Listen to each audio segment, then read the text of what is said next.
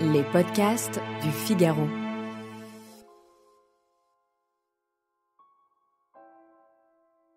Lorsque mes grands-parents m'ont proposé de remonter une voiture avec eux depuis le Portugal jusqu'à Paris, j'ai su que j'allais le faire. Ouvrir cette brèche, m'y engouffrer. Regarder ma grand-mère et lui dire dans les yeux « Betsy ». Lorsque j'y pense, lorsque je pense à la cascade de mots bafouillés qu'il me faudra prononcer pour y arriver, je sens mon ventre se serrer. Comment basculer du silence au nom d'un prénom plombé de secrets ? Autrement dit, quelle est la meilleure manière de lâcher une bombe ? Par la suite, les choses deviendront plus aisées. Les membres de ma famille viendront me trouver, l'air curieux, l'air soupçonneux. « Alors, il paraît que tu fais des recherches sur Betsy ?» Ils ne diront jamais « sur maman, sur ma grand-mère, sur ma sœur ». Ils diront toujours « sur Betsy ». Bonjour et bienvenue dans le podcast Le Moment des livres. Vous venez d'écouter un extrait de Mon vrai nom est Elisabeth d'Adèle Lyon, publié aux éditions du Sous-Sol. Je m'appelle Alice Develay et je suis journaliste au Figaro littéraire et un petit peu enrouée. Aujourd'hui, je suis avec l'auteur de ce livre. Bonjour Adèle Lyon. Bonjour. Vous publiez Mon vrai nom est Elisabeth, un livre qui n'en est pas un mais plusieurs à la fois. Un essai, une analyse, une autofiction, un brûlot, un hommage, une histoire des violences faites aux femmes. C'est un livre qui est tout simplement génial. Alors de quoi parle-t-il ? Dans ce livre, vous tentez de redonner une vie, un visage humain à votre arrière-grand-mère, Elisabeth, dite Betsy, que votre famille a volontairement vouée au silence. Elisabeth fut une épouse délaissée, une mère ignorée par ses 6 enfants, diagnostiquée schizophrène, lobotomisée, enfermée pendant 17 ans en asile. Mais Elisabeth fut aussi une femme coquette, qui avait beaucoup de succès, riait beaucoup, et ménageait et cuisinait. Qui était-elle au fond ? Que lui est-il vraiment arrivé ? C'est tout l'objet de votre livre. Alors Adèle Lyon, j'ai une première question. Il vous a fallu faire œuvre de beaucoup d'obstination et de colère aussi pour mener à bien votre enquête. Dans quelle émotion vous êtes aujourd'hui ? Est-ce que vous êtes toujours en colère ?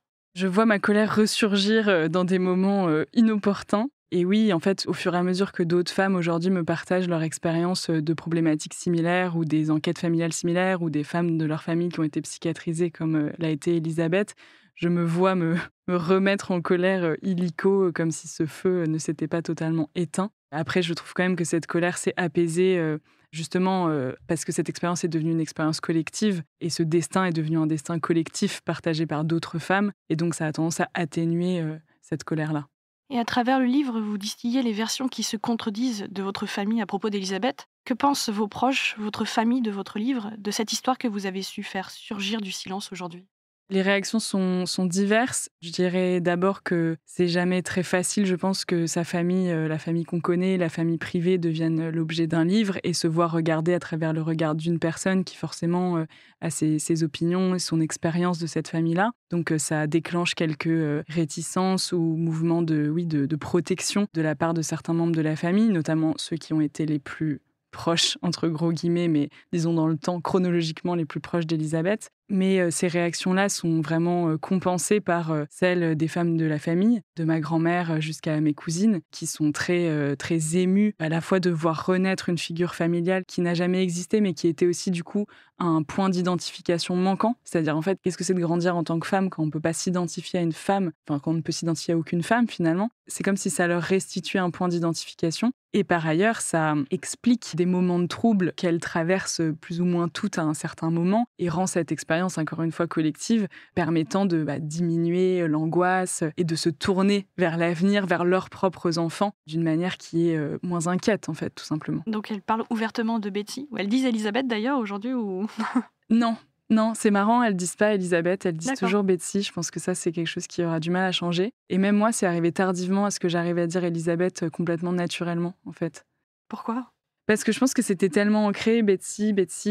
Et puis ce titre de Mon vrai nom est Elisabeth, il est arrivé très tard dans mon processus d'écriture, quand je suis tombée sur cette lettre dans laquelle elle écrit à André, savez-vous que mon vrai nom est Elisabeth ? Et en fait, c'est seulement à ce moment-là que je me suis rendu compte de la violence du nom de Betsy, qui dit à la fois bête, la bêtise, qui dit aussi bête, l'animal, une personne qui ne correspond pas au code humain presque. Et le fait que ça la maintenait dans une posture sociale inexistante, puisque Betsy, c'est le surnom aussi par opposition au nom légal, au nom institutionnel, etc. Mais en fait, c'est arrivé très tard que je comprenne l'enjeu qu'il y avait dans l'appellation de cette femme. Et à partir du moment où je m'en suis rendu compte, j'ai complètement transformé ma manière de l'appeler. Mais voilà, d'une certaine manière, je suis un peu la seule qui ait pris le pli aujourd'hui. Et donc il y avait un autre titre de travail ? Il y en a eu beaucoup. Franchement, il y en a eu vraiment beaucoup. Et alors, c'est marrant parce qu'il y en a qui ont duré assez longtemps. Et là, vous voyez, je ne m'en souviens d'aucun. Comme quoi, je pense que c'était le bon. C'était le bon. Tout à l'heure, vous parliez des témoignages.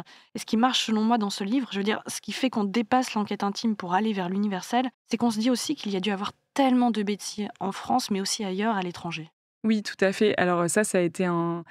C'est pas quelque chose forcément que j'imaginais chercher en premier lieu parce que c'est une enquête qui part vraiment d'une problématique intime, même d'une angoisse intime qui était d'être folle. Et donc moi, je cherchais simplement, parmi mes aïeuls, est-ce qu'il y a eu la présence d'une telle maladie mentale? Est-ce que ça me concerne moi? Et en fait, quand je n'ai pas trouvé justement le dossier médical d'Elisabeth, très naturellement, pour comprendre ce qu'elle avait vécu, il a fallu que je me tourne vers d'autres femmes qui avaient été lobotomisées et même plus largement vers l'histoire de la lobotomie pour comprendre presque physiquement ce que ça avait pu lui faire. Et donc, c'est de manière assez intuitive, en fait, que je me suis tournée vers une enquête qui était plus historique pour combler les vides qui la concernaient, elle. Et c'est là que je suis tombée sur des figures de femmes absolument terrifiantes et en même temps magnifiques, que sont notamment, mais j'en ai croisé plein d'autres, hein, mais notamment les archives de l'hôpital psychiatrique de Bonneval, dans lesquelles j'ai trouvé des dossiers de femmes lobotomisées à la même période qu'Elisabeth, voilà, où son destin s'est multiplié, s'est accru de tous ces autres destins de femmes. Parce que c'est là où on voit dans la deuxième partie, c'est effectivement terrifiant, la partie historique sur l'histoire de la lobotomie. Et ben, on se rend compte que ça a été fait, mais jamais à des fins thérapeutiques. C'était vraiment des apprentis sorciers de la psychiatrie. À aucun moment, c'était pour aider des patients. Ils ont été totalement torturés. Je dis ils, mais en fait, c'est majoritairement des femmes d'ailleurs. Oui, tout à fait. Ça a été la grande découverte, entre guillemets, scientifique de ce texte, qui est aussi une thèse, puisque ce qui a été très important pour moi, c'est de montrer que les psychiatres et les neurochirurgiens de l'époque n'avaient jamais pensé intervenir sur la cause de la maladie mentale via des opérations comme la lobotomie, et qui savaient parfaitement que ce qu'ils faisaient, c'était séparer le patient de toutes les réactions négatives qui sont associées à la maladie mentale, donc la colère, l'angoisse, les idées fixes, etc. Et ils savaient parfaitement que pour cela, ils diminuaient les capacités de ressenti et d'intellection de la patiente, et non pas qu'ils intervenaient sur une cause. Donc c'était vraiment une sorte de déconnexion entre la patiente et ses émotions, et non pas une guérison de la cause de la maladie mentale. Et puis en plus, surtout, c'est frappant après, c'est que dans les commentaires que laissent les médecins, c'est bon, maintenant elle peut faire le ménage, elle peut s'occuper des enfants, tout ça juste pour la réduire à un rôle de mère ou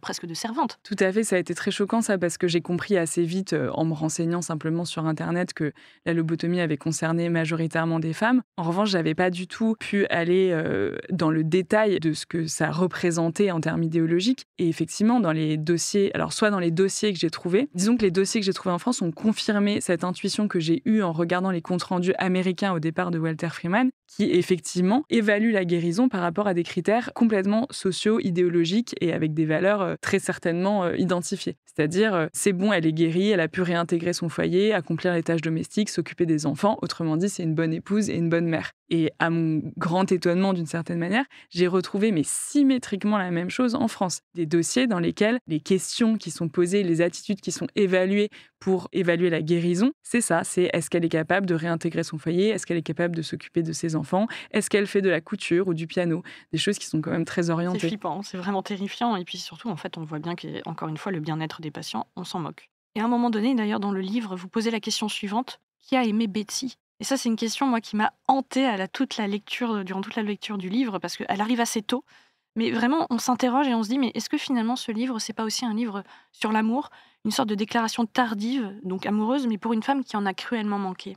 Je suis hyper heureuse que vous disiez ça pour plusieurs raisons, parce que j'ai toujours considéré que, c'est peut-être un peu bateau de dire ça, mais j'ai toujours considéré que l'amour était mon moteur d'écriture. En fait, depuis très jeune, j'écris par amour, pour l'amour, etc., etc. Et d'ailleurs, ce récit commence dans une histoire d'amour qui est en échec complet, et c'est ça qui me met à l'écriture d'une certaine manière. Mais au-delà de ça, c'est aussi un livre que j'ai vraiment écrit, je pense, par amour pour mes grands-parents, et notamment ma grand-mère, qui m'ont vraiment énormément soutenue dans cette période-là, qui est guidée par cette tendresse-là.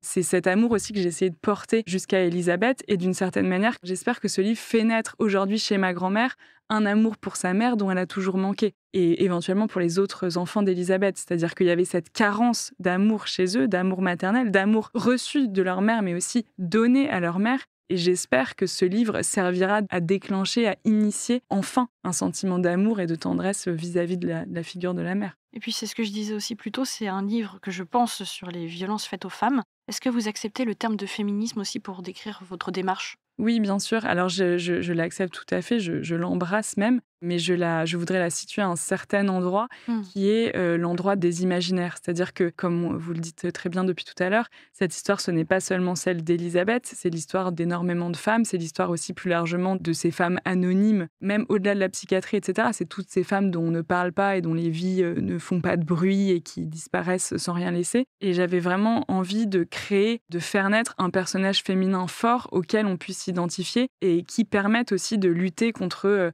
voilà, tous ces modèles culturels dominants qui nous habituent à une certaine représentation de la féminité et aussi de la masculinité d'ailleurs. Et voilà, de faire naître un personnage auquel les femmes, les jeunes filles puissent s'identifier et qui permettent de contourner les figures de la folle, de la mauvaise mère, de la mauvaise fille, etc. Une figure qui soit à la fois en marge et en même temps puissante et à laquelle on puisse s'identifier.